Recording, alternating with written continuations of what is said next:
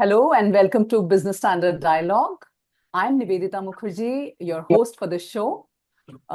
Today's topic is 10 years of IBC, what's next? It's the 8th episode of this webinar series started by Business Standard recently. And I'm really excited to introduce the panel that we have. It's an excellent panel that we have. We have with us Dr. M.S. Sahoo, the man who was at the center of the IBC reform right from the start. Welcome to the show, Mr. Sahoo, Dr. Sahoo. He was the first chairman of IBBI, or Insolvency and Bankruptcy Board of India. Then we have Mr. Dinkar Venkatasubramanian. He's partner EY India and dealing with strategy and transactions. I'll call you Dinkar because that's simpler. Then we have with us Mr. A.K. Bhattacharya, AKB as we know him by, yeah. And he's editorial director of Business Standard. Welcome to the show, AKB. Thank you. And then we have Ruchika Chitravanshi, who's been tracking IBC, every little detail of IBC through the years. She's a senior journalist at Business Standard. Welcome to the show, everyone. Thank you.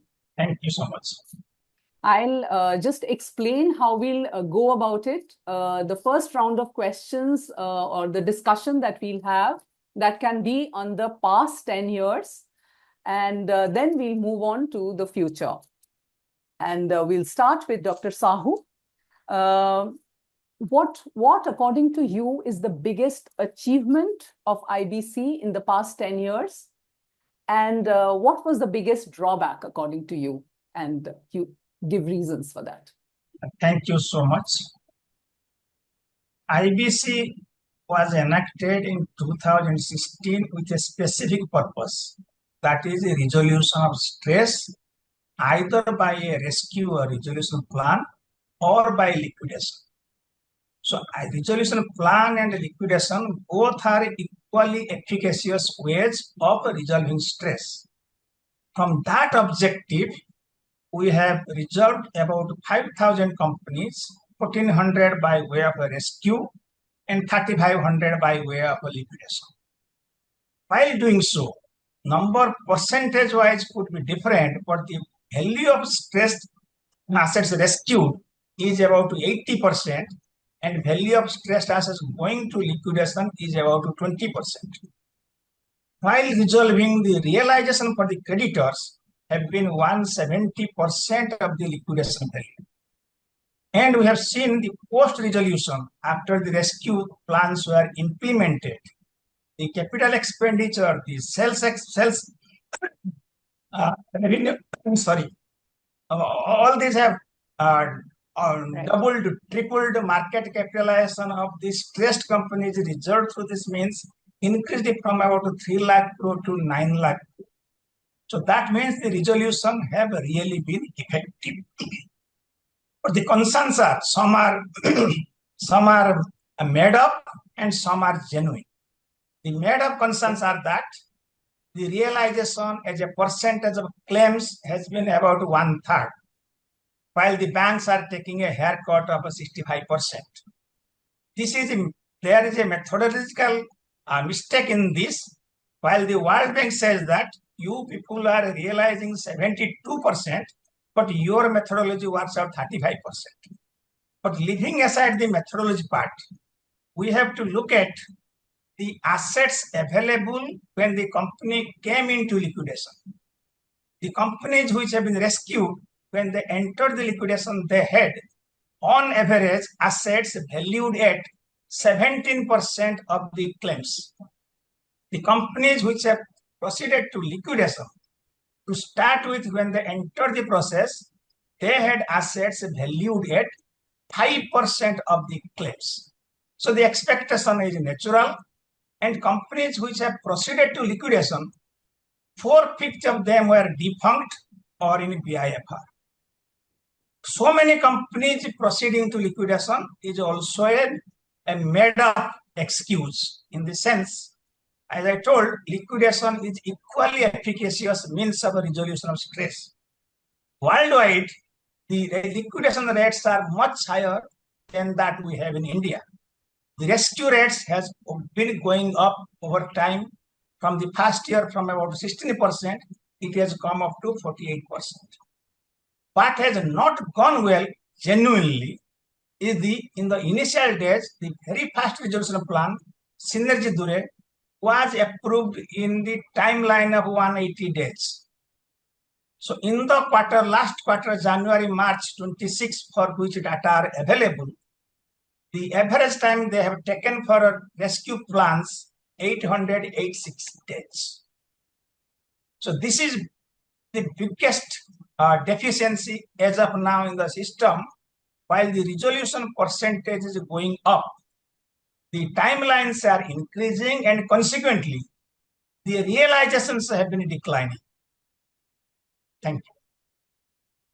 Thank you, Dr. Sahoo. We'll discuss the timelines as we go on.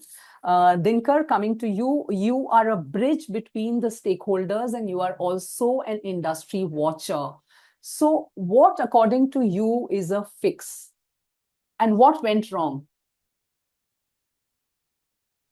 Thank you so much, Nivedita. Pleasure to be here as part of this and discussing IBC, the last 10 years and the way forward.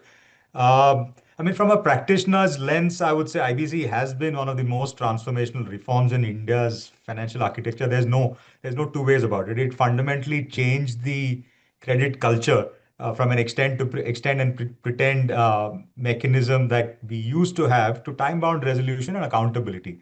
I think that's very clear. A decade ago, when IBC came in, we had NPAs of 14% in the market. Balance sheets were clogged, both of the borrower and of the lenders. There was no credible exit mechanism for businesses in stress, and it was just one way down. So IBC brought discipline to borrowers, forced recognition of stress, and enabled redistribution of assets to different stakeholders, maybe to stronger hands in the ecosystem, put them back at work. So perhaps the biggest success in this is it created a fear of losing control in my mind, which is the strongest motivator for coming to the table and solving the issue. And it didn't resolve stress; it altered borrower behavior. But as Dr. Sahu alluded to, in a sense, it became a victim of its own success, in my view, because IBC became the default remedy for all stress. Everyone who saw business in stress said this is the only way to resolve stress. The result of it is a massive case inflow, system capacity, NCLT benches, resolution professionals, judiciary. Everybody got stretched, and the timelines originally envisioned were extended significantly in practice, and it became a panacea, but the supporting infrastructure didn't scale. And and when everything becomes an IBC case, nothing moves at the speed at which we want it to move. But having said that, because of the overarching nature of what it brought about, the NPAs are now closer to 2%. A lot of it happened outside of IBC because of IBC. Banks are better capitalized now. And the secondary assets ecosystem is in a much, much better place. So that discipline is there. But the only caution there, and from from an industry and a growth perspective, if I look at this today, an unintended consequence of the delays is that if you see banks, the scheduled commercial banks today, an overarching increase in their credit growth to corporates is in AAA businesses, not anything below that, or asset-backed lending. There are private credit funds and NBFCs who have stepped in to bridge this gap, which is helpful, but that's not sufficient. So if you're looking at growth over the next 20, 25 years, which we want to grow, you need public and private capital flowing in deserved to businesses that deserve that money to grow, and not just the safest ones in there. And that requires a shift in the ecosystem, not just the law. Not the law itself, I think, is probably the best in the world, including the amendments that we have. It includes a shift in the mindset and the ecosystem, which in a way will focus on early identification of stress and time-bound action to protect value before it goes in. As Dr. Sahu already said, value is destroyed far more by delay rather than by distress. And it's long lost before these cases even reach IBC and not during IBC. So I'll just pause there and maybe move. Right. Thanks, Dinkar. I'll come to you, AKB. AKB, you've seen the old system, and now you've seen IBC of 10 years. How do you compare, and do you see IBC as a game changer at all? Well, I mean, it is a game changer. I mean, if you have seen the way earlier the performance of BIFR and the SICA and even the debt recovery tribunals, and I think it's a game changer. There's no doubt that today, as Dr. Sahoo and Mrs. Venkatasubramanian, so eloquently outlined, the gains of the IBC in last 10 years. So I will not go into the numbers that both of them actually referred to, and I would endorse that assessment. But what I would say is there are two, one direct and second associated gains that I see of the IBC in the last 10 years. The number one gain to my mind is commented on, talked about. Actually, Dr. Sahoo also has talked about, but I don't think he mentioned it today, which is I see a change in the mindset in industry. And that mindset change is reflected in one piece of data that till recently, almost 30,000 applications worth, and which were cases that had almost 15 lakh crore of amount that was in question. These cases were withdrawn even before admission. In other words, that a system is there. So even before it gets into a kind of dispute settlement and who will get what and whatever, committee of creditors, even before that, if almost 30,000 cases are withdrawn and is settled outside, and I think this is a clear mindset change that IBC has brought about, and something that probably the IBC amendment of 2026 tries to capitalize on. And that, to my mind, is a direct gain, in addition to what Dr. Sahoo and Mr. Venkatasubramanian talked about. An associated gain, I would say, compared to the previous all other initiatives, is in the banking sector.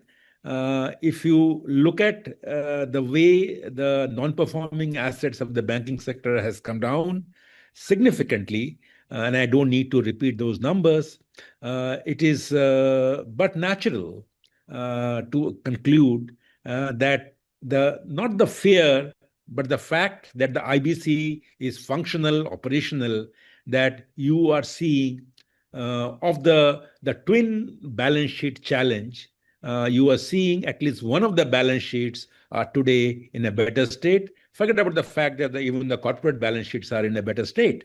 So I think one direct, in addition to what the two gentlemen here talked about, and one associated.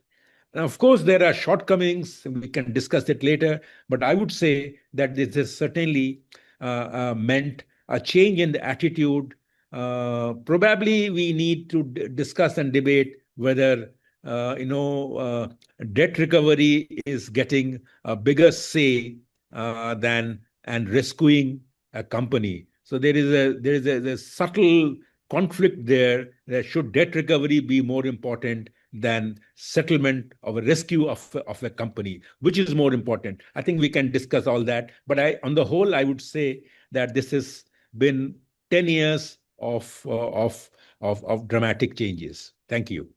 Thanks, AKB. Ruchika, AKB has given a thumbs up almost to 10 years of IBC, and we'll of course discuss the other side in a bit. But Ruchika, as a reporter, why don't you come in and share your experience of the first few cases that you saw, and was there excitement on the field? What were reporters saying? How did it happen? There has been so much drama associated with IBC. When the code came, obviously it was a landmark reform, so we were all on it.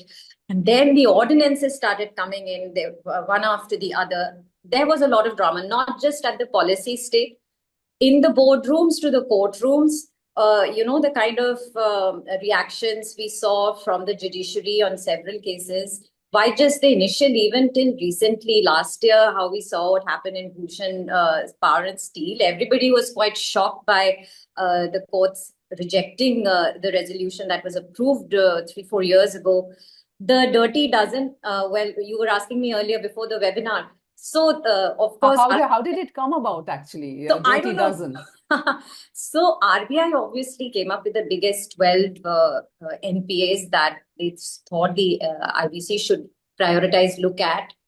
The word dirty dozen has essentially come from the media, not from RBI or not from the government. And then it just became like a moniker and everybody lashed down to it. I don't know which journalist or which publication would take credit for it. I do have a name in mind, and a former Business Standard journalist actually. Wrote a book. Yeah, so Yes. so everybody is latched onto that word.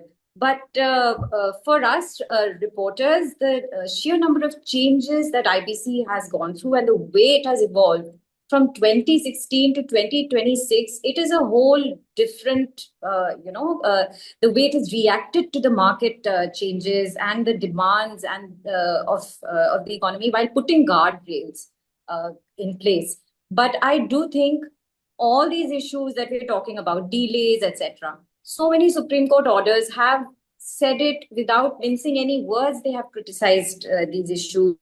They've criticized the COC, even NCLT. The Supreme Court has even raised this issue in a order, 2026 order, March or April, that NCLTs need to be, have much more infrastructure. I think in Business Standard we wrote, IBC is very well furnished, but it needs more furniture. So we know these things. 10 amendments have happened, but nothing has happened at NCLT front since the time. And we're waiting. When will that happen? That 63 number has not. So how many page one stories did you get? Oh when my God, IBC I don't came? know. I think countless. And everything IBC was page one, especially when the changes and amendments were happening. Oh my God, so much action. So right. yeah, Thanks. We'll come back to you, Ruchika. We'll fast forward to next 5 years or next 10 years. Dr. Sahoo, I'll come to you first. You have seen, what the takeaways are from these 10 years. So if you have to fix the system now, timeline you mentioned is the biggest problem. How would you fix it now if you were to do it? We created NCLT to take the load of the Companies Act. And it was then on an ad hoc basis decided that we need 63 members.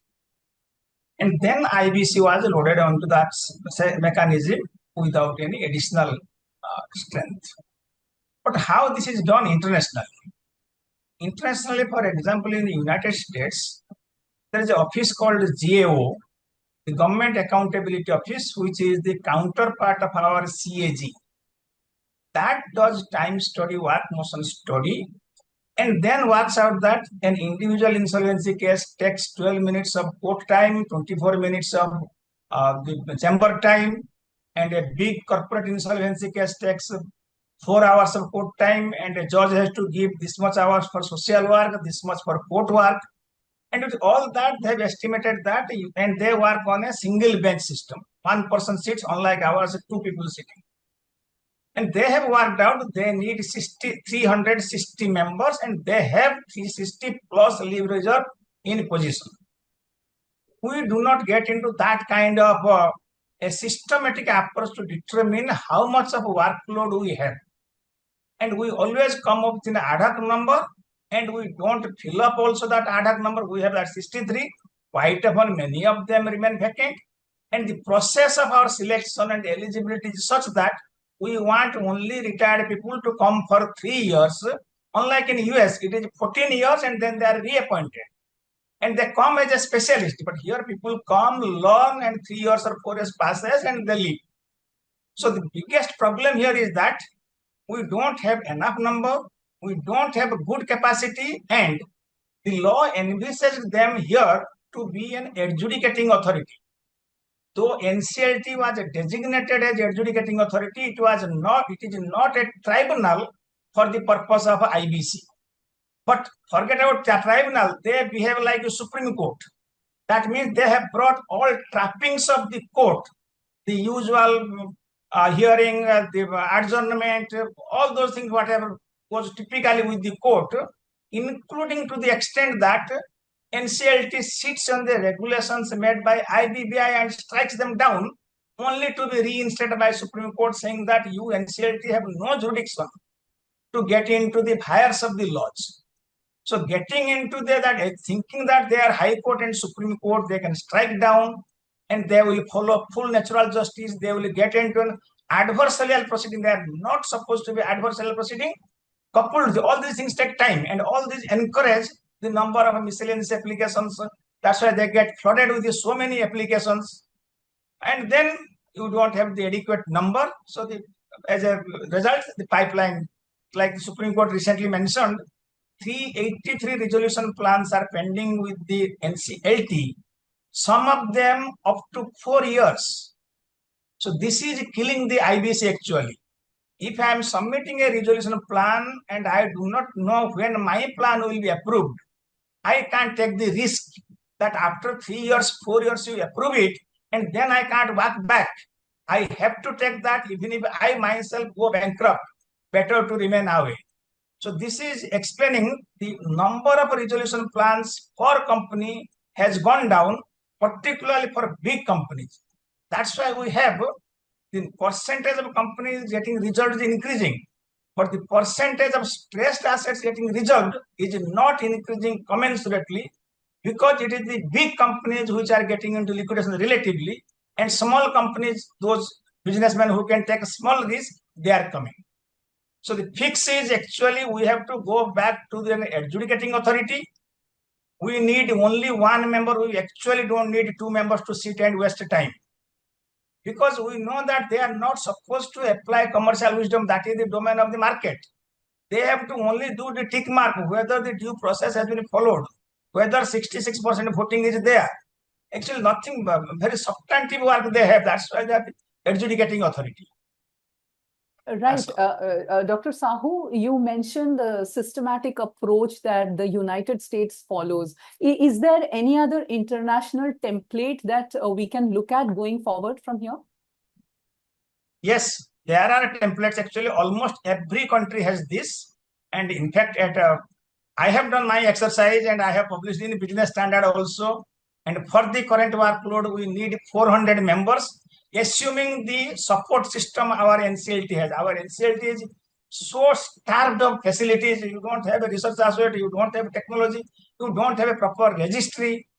They have all the handicaps they have. But still we want them to deliver.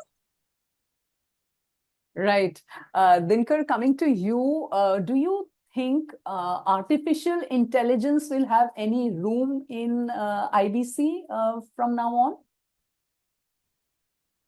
Thanks, Nivedita. Can I just try and look at this earlier question on the next 5 to 10 years with a different lens, and where I left off last is that I feel today the stress levels are very less as our economy is at a different trajectory. So the imperative is to allow capital for growth, which means that capital needs confidence that if a business goes into or has even the first inkling of stress, that is identified and that is resolved without it going down further.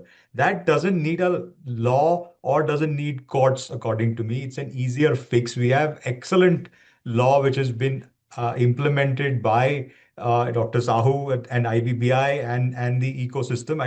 The law is definitely not the deficit. It's a behavioral deficit that we have, which we need to address. And if I have to look at the ecosystem, the next 5 to 10 years is about addressing that behavioral deficit that we have. When I say that, it's about making sure that both borrower behavior and lender behavior is when I say when there is a problem. And in the past, when I'm advising borrowers, I go to the, I see that there is a problem, there is going to be a default. I go to the lenders and say there is going to be a default. The lender says, don't come to me, do whatever you want, just don't default. And then the whole vicious cycle starts.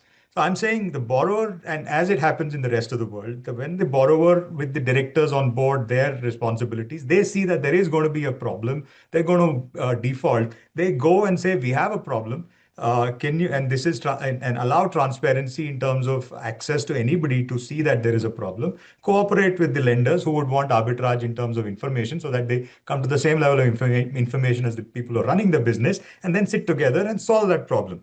So allow that trust and be transparent from a borrower standpoint and be early. But from a lender perspective, move from a defensive mindset to saying that act early when there is stress and act early when the promoter intent is bona fide. Two critical things.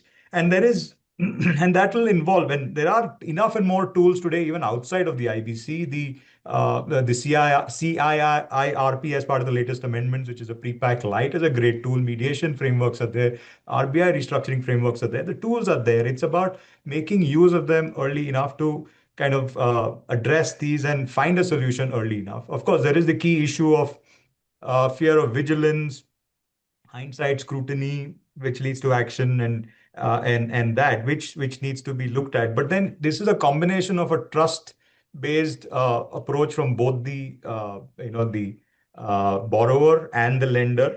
If we can get to that and address the problem early, find new money coming in, put turnaround plans in place, do a restructuring, and preserve value, that will give much more confidence. And I mean, I have a lot of measures to make it happen on the ground, but that's the fundamental to that. And if we can, if we can get to that, then IBC should be the last resort and not the first response. And it will remain the backbone to give confidence to people, but it doesn't need to carry the entire load of the ecosystem. And that's where I think a lot of our energies need to go, working with the borrowers and the lenders going forward. Right, right. I was asking about artificial intelligence because, there is this, thought that, AI agents will participate in any venture equally with employees, with human employees. So you think with so much of shortages that we've seen in NCLT and in other departments,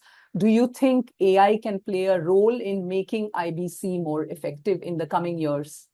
Of course, I think there is an automation framework that is being worked at, which is announced as well, which is in the works. But I think that comes through if lenders and borrowers work on AI assisted monitoring of businesses, then that can help addressing the problem early. If assessing the problem and kind of seeing what the solution is, come in there. And of course, NCLT with all access to past.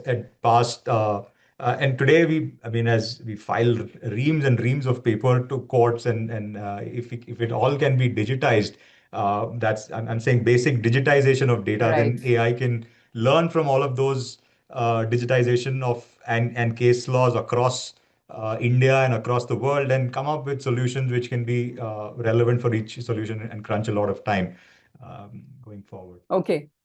AKB, there have been so many amendments already in the IBC reform. Now, moving forward in the next 10 years, do you think more amendments are required, or do you think amendments won't help? There is an execution problem. No, I think both the execution problem should be addressed to address delays, understaffed tribunals, and even the kind of promoters who stall resolution processes, as Dr. Sahoo also pointed out. Over 400 approvals are still pending, although because there are people who are going to court and delaying the process. I think those are fundamental. The idea of having dedicated courts for IBC is also a good idea in my view, because to just already NCLTs were burdened with all kind of company law cases. Now suddenly you have said that, and IBC was a landmark law, and it required a different treatment in my view. So in the execution, certainly we have not done as well as we should have. So execution is a key issue. But going forward, there are some issues. For example, I am a little worried about the fate of the operational creditors. Now, what should be done about the operational creditors? I think we have taken good care of the financial creditors, but there is need, and particularly when there is a diffuse shareholding. Like, for example, in the case of the real estate companies, now, the Supreme Court, I think, has addressed this issue about that if you have made deposits with a builder or a builder company, and that company has not really delivered on certain things, then even those diffuse shareholders can go. But I think there is not enough clarity to address it. So I think IBC also need to be a little more people facing. I think that's one. Even the IBC Amendment Act of 2026, it talks about reducing the time. 14-day time frame has been given. All those things have been done, but I feel that IBC does need more amendments. Particularly, when is the day when the bankruptcy provision would cover individuals?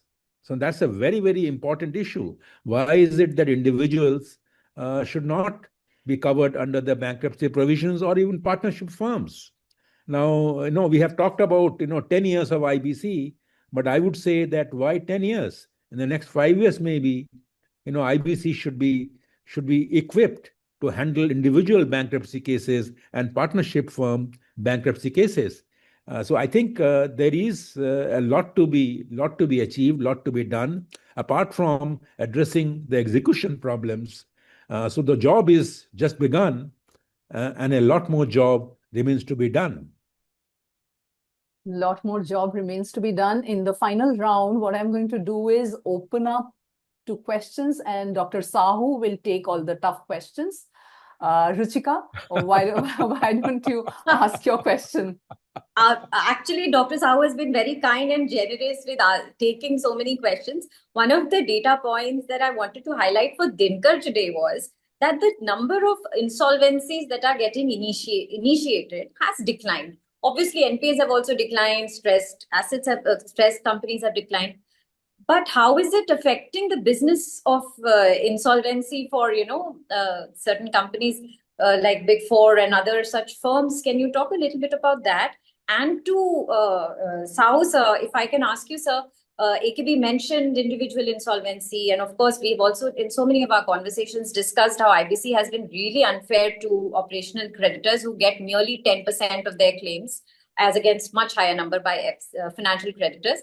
Why hasn't the fresh start process and all taken off? Is it the capacity issue? These are my two questions. Okay, thanks. Dinkar, would you like to go first? Yeah. Thanks, Ruchika. No, I think it's as anyone working in the stressed assets ecosystem, you don't want stressed assets to be there. But if they're there, then we are there to kind of nurse them back to health. And as someone who's been working in the space before IBC, I would say it gives most satisfaction to address businesses before it goes into IBC and bring them back to their intended health or their potential health. And that's what we've been working on. We've been working with lenders, with businesses to come together early and solve the issue.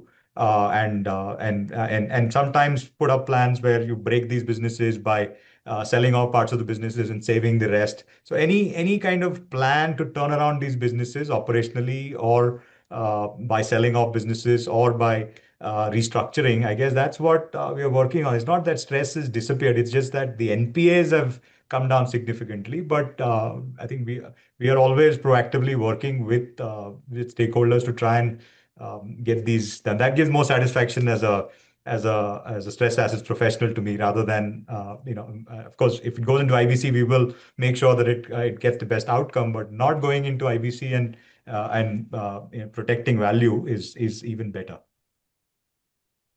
Right. Dr. Sahoo, will you like to take the question? Yeah. Actually, I think we are claiming that we are the fastest growing economy in the world. That means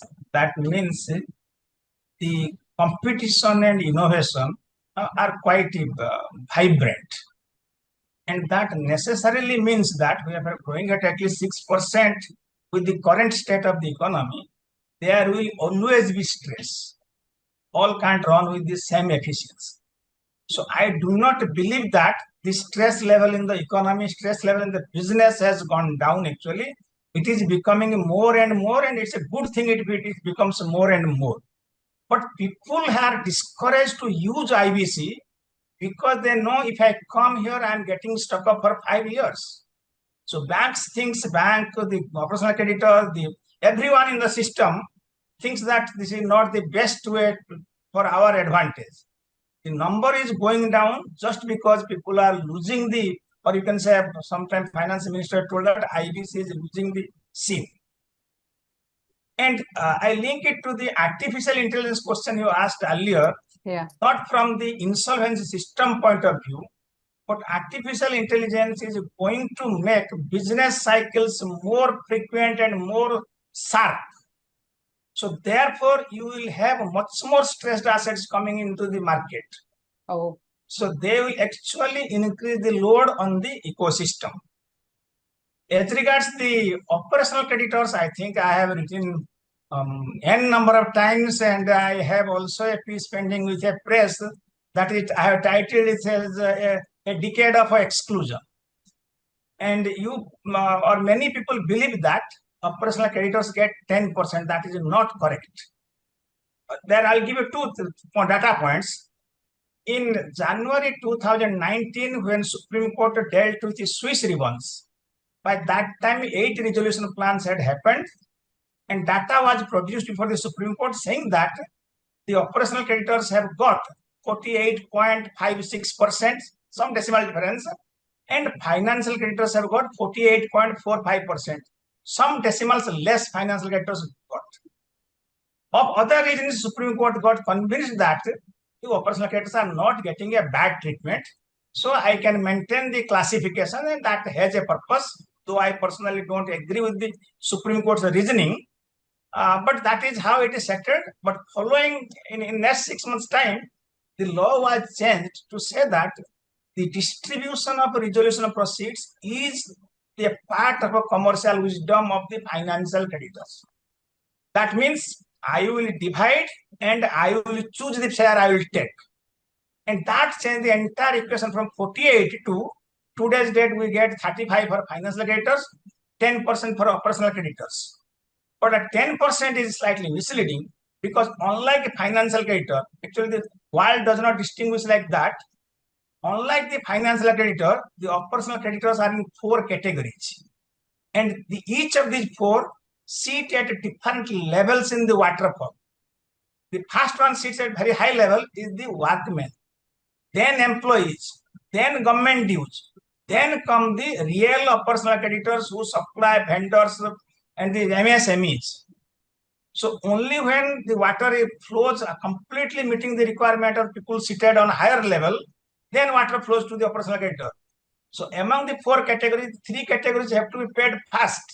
So therefore, MSMEs practically they are getting a zero amount today. Government is still getting something, others are getting something, but the MSMEs are actually getting zero treatment. So that is a big concern, and there's a fundamental mistake in the law and the understanding of the Supreme Court. The law says that financial debt is different from operational debt only on one parameter, that is financial debt has a time value of money. And this can't be, it's absolutely absurd to say that my money does not have time value and your money has time value. And then also to say that financial creditor has a commercial wisdom. I doubt if the banks have it, but even if we assume giving that benefit of doubt also, but of the millions and millions of financial creditors, there are 10, 20, 50, 100 big ones, they may have some capacity. But the rest do not have any capacity, while the operational creditor, even the guy who is selling tea or selling pan, he has business wisdom. 95% of operational creditors have business wisdom. 95% of financial creditors do not have business wisdom. But we forcefully say that they have business wisdom, so they will decide the matters. And then we told that they have the ability to postpone the gratification. They can wait to take their money after resolution plan delivers. But we have seen in 100% of the cases, they are taking money up front. Actually, they have disproved the assumption that they can wait, or they have commercial wisdom. Commercial wisdom they do not have, because I am saying, if they have commercial wisdom, why 60-70% of companies are going into liquidation? Their job is to increase the size of the pie, not to divide it actually. Just because you got a God-given power and you are dividing, but your focus is only on the sharing the cake, not on the increasing pie. And even after that, we have seen data say that of the companies that have gone to liquidation, they practically go to liquidation by default, not because of commercial wisdom or they applied their mind, because they have been given power to liquidate a company within 1 month.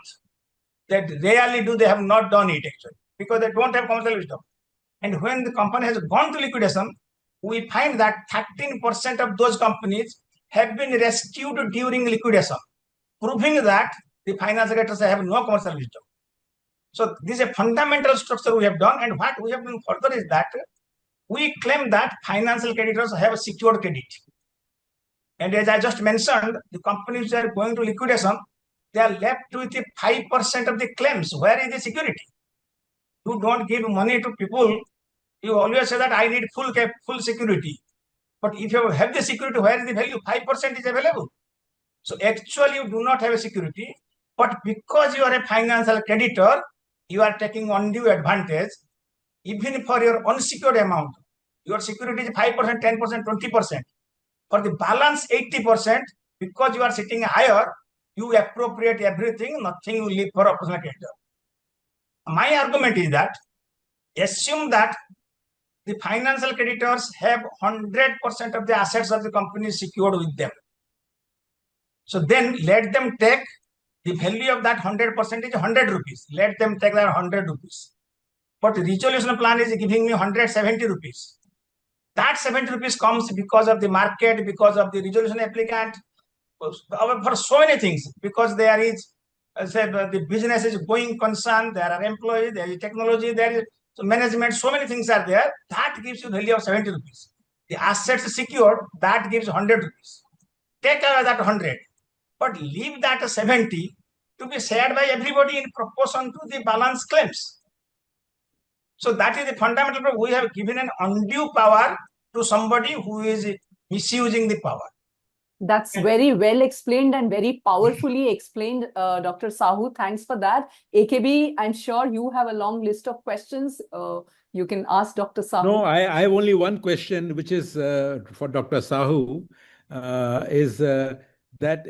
do you think, and maybe Mrs. Venkatasubramanian can also answer that, do you think it's possible to reduce or relax the stranglehold of Indian judiciary on the constitution of benches to adjudicate on bankruptcy resolution cases? And is there any scope for getting non-judiciary persons, trained person, experts being made part of this process of resolving cases? In the process right now, my understanding is the way the NCLT benches and even whatever is there, the judiciary has a right of way of sorts. So is this time to reduce or relax that stranglehold of judiciary to get more experts into resolving these matters? I mean, professional experts who can probably handle these cases. Your views.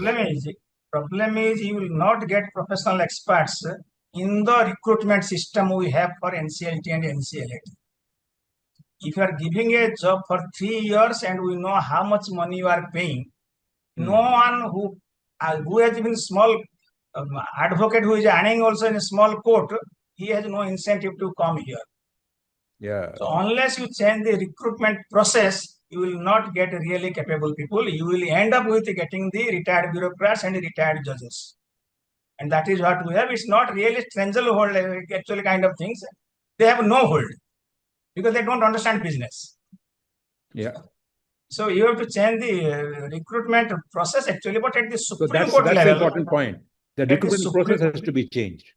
And at the Supreme Court level, actually, you need some economic ability, because most of the amendments you see in the last amendment you talked about, these are only to undo the Supreme Court's wrong understanding of the law.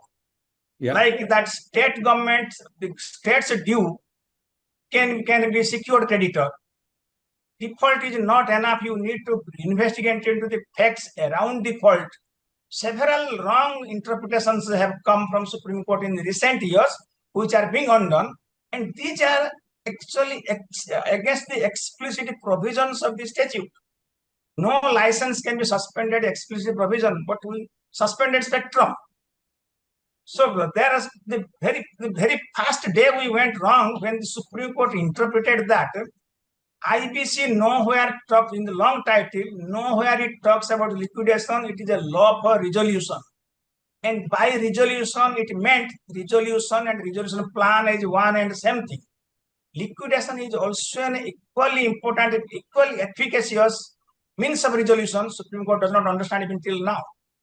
And because Supreme Court has interpreted that every effort must be made to rescue the company, everybody tries to make effort, even if it takes 1,000 days, 2,000 days, even if you don't get value.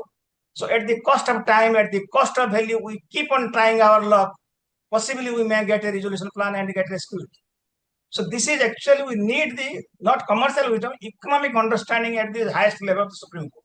That's right. Dinkar, we have completely run out of time, but your question, last question for Dr. Sahoo. Why can't tribunals be treated as courts are? Why should they be treated differently? And I mean, we have the best people from the bar moving as judges in courts and being there to their retirement. Why can't tribunals be given the same level of treatment as courts are and same level of respect as courts are? No. Second part, no. First part, yes. First part is the recruitment process. People should come at a young age for entire career till the age of retirement, age in Supreme Court and High Court, 65 and 62, irrespective of date of joining, not at all. That much is fine if you do that much change. As you know, no senior advocate closes down his shop to be a judge in High Court for 3 years. So if you make that much change, you will get the people. But we do not want tribunals to be courts. Why we created tribunals? Because the courts have some deficiencies which are not up to the mark for fast life in the commercial world. So we came out of that. We will improve. We should improve the tribunal system, but not go back to the court system for commercial matters. And more important, as I told, this is not a tribunal. Everybody is misunderstanding. That's my concern actually. As I told, Supreme Court misunderstand the law. The purpose is rescue. Similarly, everybody thinks that NCLT is a tribunal. It is not a tribunal for IBC. It's just an adjudicating authority. But because a judge is coming, he is behaving like a judge. So actually, you should bring them down to the ground. Be an administrative authority, don't sit on a high pedestal of judge. Business does not work like that. And what happens is when you make a judge system, you say that market participants, they will take decision in time-bound manner and irreversible decision. Even if you approve a resolution plan after 5 years, they are bound by that. But here you will say that I am a judiciary, I have a hierarchy, every higher level can undo the decision taken at the lower level like we had in Bhujan. So why can't that administrative authority or whoever does that, why can't it be only one level decision? If you have the tribunal and courts have the luxury of going wrong and no penalty, why should people suffer for that, for doing the wrong? So why can't you have for these purposes approval only one round, no appeal whatsoever? People can go on appeal only on points of law that will not affect the transaction. And if you find that there is irregularity in the transaction, hang the people, but don't touch the transaction. Like a market participant taking an once for all decision, the approval must be once for all. But you hang the people who have done anything wrong. Business requires certainty. You can't have 20 rounds. Do you find so many rounds of appeals happening in the United States? How many appeals go from the bankruptcy court? Right. Thank you. Thank you so much. And we have completely run out of time and come to the end of the show. There are many questions from the audience, but unfortunately, we won't be able to take them today. We'll keep it for another time. Thank you. Thank you so much. We've discussed the hits and misses, the past 10 years, and what to look for in the next 10. Thank you so much, everyone.